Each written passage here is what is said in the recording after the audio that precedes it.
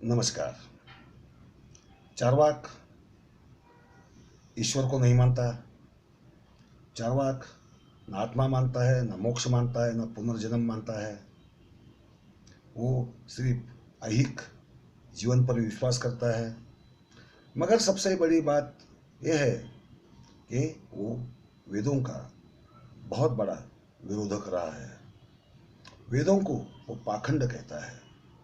जरफरी तुरफरी जैसे निरर्थक मंत्र कहने वाले वैदिक पुरोहित उसे पसंद नहीं है।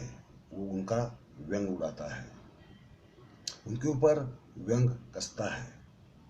क्योंकि यज्ञों में जो हिंसा होती है, यज्ञों में जो आहुतियाँ दी जाती है, उसका यह कहना है कि यज्ञों में किसी प्राणी को मारकर उसकी आहुति दी जाती है और उसे अगर स्वर्ग मिलता हो तो ये पुरोहित ही अपने बाप को पकड़कर उसकी हिंसा करके उसको यज्ञ में आहुति के तौर पर डालकर उसे सीधा स्वर्ग क्यों नहीं भेज देते हैं। सवाल तीखा है। स्वाभाविक है कि ऐसी भर्त्सना से उसके खिलाफ वैदिक लोगों ने हो जाना बड़ा स्वाभाविक था। वैदिक लोगों को या वैदिक फलसफे को हानि इसलिए नहीं पहुंची कि चार्वाक ईश्वर को नहीं मानता, क्योंकि ईश्वर को न मानने वाले काफी संप्रदाय थे ही। जैसे सांख्य हो, वैशेषिक हो, मीमांसक भी ईश्वर को नहीं मानते। इसलिए उनसे वैदिक लोगों ने इतना बैर नहीं लिया, उनको इतना विरोध नहीं किया। उल्टे उसे थोड़ा बहुत अपने तत्व घुल मिलाकर उसे अपनाने की कोशिश की, क्योंकि उनको मालूम था कि ये जो पॉपुलर फलसफा है उसे अपनाए बगैर हम काम नहीं चला सकते। मगर चार्वाक की बात और थी, क्योंकि उसे अपनाने का कोई सवाल ही नहीं पैदा होता था। क्योंकि जो वैदिक धर्म का मूलाधार था वेद, उन वेदों की भर्त्सना की वो चार्वाक संप्रदाय ने।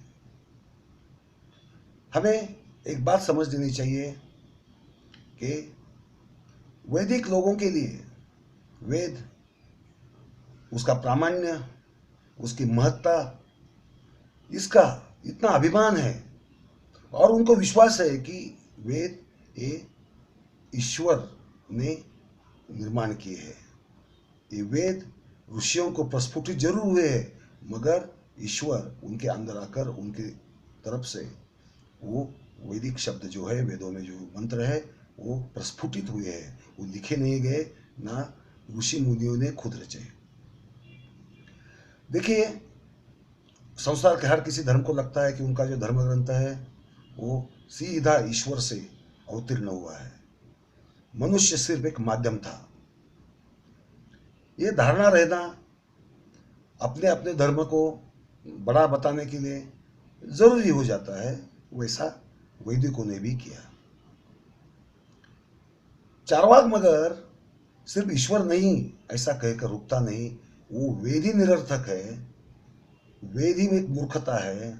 और वैदिक पुरोहित सिर्फ उनका जीवन अच्छा चलने के लिए, उनका जीवन यापन होने के लिए, उन्हें धन संपत्ति मिलने के लिए, उन्हें सुख मिलने के लिए ही वो पुरोहित बने हैं। और उन पुरोहितों को जिंदा रखने के लिए धर्म की रचना की गई है और लोगों को बहकाया जा रहा है, बहलाया जा रहा है। ऐसी चार्वाक की धारणा थी। चार्वाक मत लोकप्रिय हुआ, इतना लोकप्रिय कि आखिर में उसे लोकायत कहा जाने लगा। हम एक बात देखेंगे कि जो मत ईश्वर को ही नहीं मानता, वेदों को तो छोड़ दो, क्योंकि वैदिक धर्म तो बाकी आम जनता का तो कभी था ही नहीं, मगर जो ईश्वर को ही नहीं मानता, ऐसे मत को, ऐसे सिद्धांत को स्वीकारने वाले इतने ज़्यादा लोग उस समय में थे, ये बात काबिल तारीफ है। क्योंकि आज हम विज्ञान युग में रहते हैं तो भी 99% लोग आज भी ईश्वर के या भगवान के चंगुल में फंसे हुए नजर आते हैं। और जिस जमाने में हम चार्वाक की बात करते हैं, उस जमाने में तो अंधविश्वास कितना होगा। उस जमाने में देवी देवताओं पर, भगवान पर, परमात्मा पर, ईश्वर पर श्रद्धा रखने वाले कितने होंगे। ऐसे समय में भी चार्वाक ने अपने तर्कवाद से, अपने बुद्धिवाद से वो ईश्वर का अस्तित्व जो है वो नकारा, और सिर्फ उसने नहीं नकारा तो लोगों ने भी उसे स्वीकार किया। ये अपने आप में सराहनीय बात है, बहुत बड़ी बात है। वैदिक लोगों को इसकी तो भी इतनी तकलीफ नहीं थी। तकलीफ ये थी क्योंकि वैदिक धर्म का जो मूलाधार है, जो वेद है, उसका जो मूल है, उसके ऊपर ही लत्ता प्रहार किया चार्वाक ने। इसलिए हम देखते हैं कि बाकी तत्वज्ञान नष्ट करने की इतनी सारी कोशिश नहीं की गई, उसमें बदलाव किए गए बाकी तत्वज्ञानों में, उसका वैदिकीकरण भी काफ़ी तत्वज्ञानों का किया गया। वो हम आगे चलकर देखेंगे कैसे किया गया, क्यों किया गया, क्या जरूरत आन पड़ी थी, ये हम सब देखेंगे। मगर चार्वाक वो वेदों के मूलाधार को ही नकारता है, इसलिए चार्वाक का अस्तित्व वैदिक धर्म के लिए खतरनाक था। बहुत ही बड़ा विद्रोही था वो उस जमाने में का, और उसका तत्वज्ञान नष्ट करने की कोशिश उसीलिए की गई, और वो काफ़ी काफ़ी स्तर पर कामयाब भी रहे। दूसरा सवाल आप सबके मन में आना चाहिए कि मगध प्रांत में ही वेद विरोधी धाराओं का जन्म क्यों हुआ। महावीर हुए, बुद्ध हुए, मस्कली घोषाल हुए, आजीवक हुए, ये सारे परंपराएं जो थी नास्तिकों की हो या दूसरे धर्म वैदिक धर्म के खिलाफ खड़े करने की हो, वो मगध में ही हुई। इसका कारण है कि वैदिक धर्म सिर्फ मगध प्रांत में ही उस जमाने में सबल था, प्रभावशाली था और लोगों में फैल चुका था। वेदों के नाम पर, यज्ञों के नाम पर जो शोषण हो रहा था वो आम जनता का हो रहा था, राजाओं का हो रहा था, सरदारों का हो रहा था, मंत्रियों का हो रहा था, और जो धनिक थे, वणिज थे, उनका भी हो रहा था। क्योंकि यज्ञ के बिना उनको मोक्ष नहीं मिलेगा, पुण्य नहीं मिलेगा, ऐसी एक धारणा सबके मन में इतनी बैठ गई थी कि वो निकालना इतना आसान नहीं था। वेद प्रामाण्य को एक एक ढंग की इतनी बड़ी एक मिथ रची गई उसके इर्द गिर्द कि लोगों को विश्वास ही हो गया कि ईश्वर प्रणीत है, ईश्वर दत्त है, और जो वेदों में कहा गया है वही अंतिम है। जबकि सच्चाई ये है कि वेदों में समाज धारणा की कोई बात नहीं आती।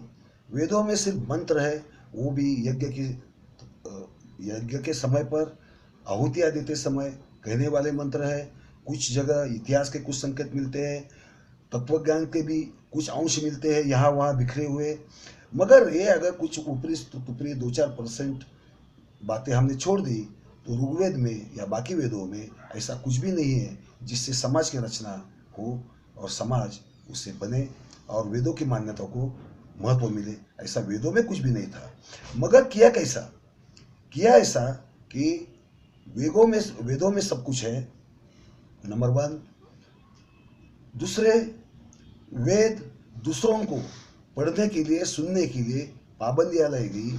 और तीसरे, वेदों का अर्थ भाषा ही उस समय इतनी वो समझ के बाहर चली गई थी कि उसकी भाषा कोई खुद समझ में न आने की वजह से खुद पुरोहितों को भी कहाँ मालूम था कि वेदों में एग्जैक्टली क्या लिखा है। थोड़ा बहुत ऊपरी तरह का, सतह पर का जो था उतना ही मालूम था। उन्हें निरुक्त की मदद लेनी पड़ती थी वेदों का अर्थ समझने के लिए। बाद में आपको मालूम है सायणाचार्य ने वेदों पर भाष्य लिखा। मगर वेद की महत्ता जो है मानसिक तौर पर लोगों के ऊपर छाई रही, यहाँ तक कि आज भी छाई हुई है। आज की जो नई सरकार है, भाजपा की सरकार, संघवादी सरकार जो हम जिसे कहते हैं वैदिकवादी सरकार, ये सरकार भी वैदिक गणित, वैदिक विज्ञान, वैदिक तत्वज्ञान ऐसी जो बातें फैलाती रहती है, शिक्षा पद्धति में लाना चाहती है जो वेदों में है ही नहीं। ऐसे विमान उड़ाए जाते हैं। तो उस जमाने में जब अज्ञान ज़्यादा था, लोगों की समझबूझ शायद कम रही होगी, उस जमाने में ये आकर्षण पैदा करना, एक मिथ पैदा करना, उसका एक प्रभाव पैदा करना वैदिकों के लिए बहुत ही आसान गया। और इसके इतने प्रभाव के बावजूद चारवाक खड़ा रहा और उसे आह्वान दे दिया।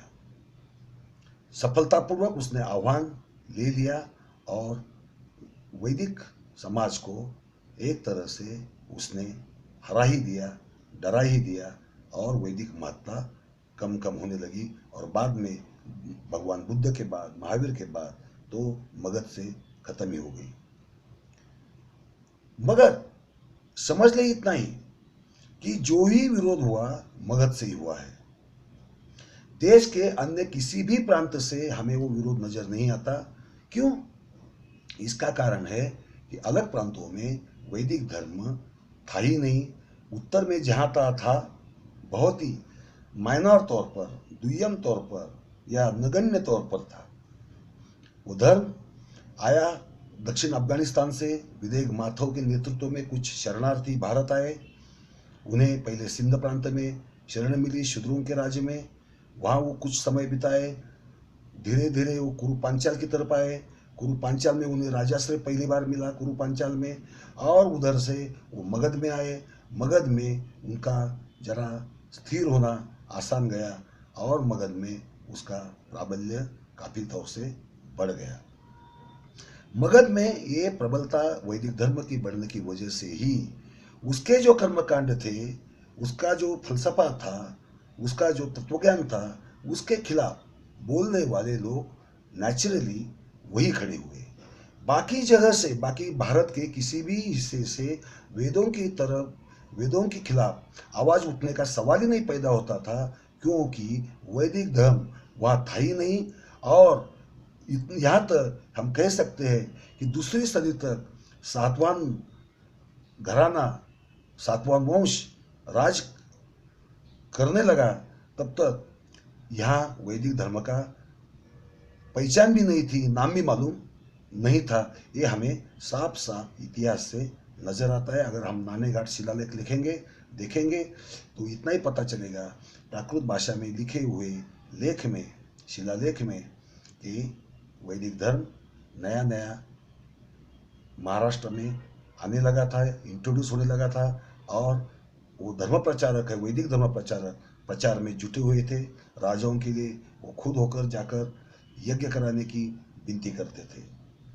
और सहिष्णु थे राजा उस जमाने के, वो करवा भी लेते थे, दान दक्षिणा भी देते थे। जैसे वो शिव मंदिर को भी देते थे, जैनों को भी देते थे, बौद्धों को भी देते थे विहारों के लिए, वैसे ही उनको भी दान दक्षिणा देते थे। तो चारवाक से हमें एक बात समझ में आती है, एक धार्मिक इतिहास भी समझ में आता है। वो ये कि चारवाक के जमाने में वैदिक धर्म सिर्फ मगध, आज का जो बिहार है, उसी प्रांत तक सीमित था। थोड़ा बहुत कुरु पांचाल में था और थोड़ा बहुत नेपाल के कुछ हिस्से में पहुंचा हुआ था। मगर इसका मतलब ये नहीं कि सारी जनता ने वैदिक धर्म स्वीकार कर लिया था, वैदिक तत्व स्वीकार कर लिए थे, ऐसी बात नहीं थी। मगर प्राबल्य जरूर था, राजाश्रय जरूर था और कुछ लोगों को उस धर्म में रुचि भी थी और उस धर्म के नीति नियमों को, नीति सिद्धांतों को पालन भी करते थे।